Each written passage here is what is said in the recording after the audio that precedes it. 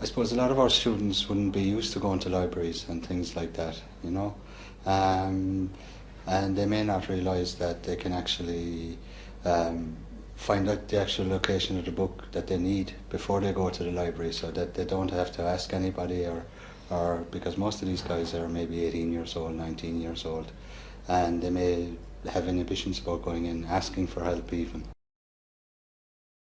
First of all, I think you're immersed in the space and the amount of data that seems to be available to you. And that can be a little bit daunting, I think, for anybody, certainly coming back to college after a period of years.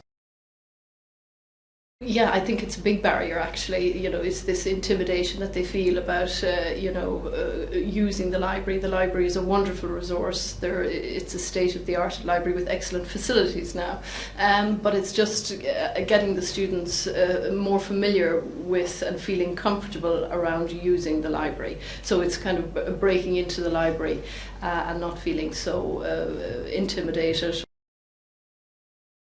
As a mature student as well, probably the whole technological phobia that was would have been prominent with me anyway, and I'm sure with lots of others, mature students, you know, that they wouldn't have been maybe as au fait with the process as maybe younger students.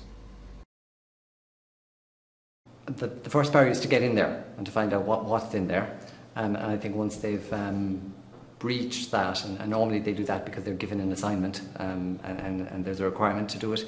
It's then negotiating the masses of information that's there, and I think for a first year, for a first time user, the important thing would be that they start with the generic, basic, introductory textbook which has all the facts and figures, and then they can go on from there. Sometimes they tend to go too deep too soon, and they get lost in databases, and they get lost in advanced articles. And start with the textbook that has been recommended probably, or that you'll find on the shelf, preferably with an up-to-date edition and a good one, and go from there.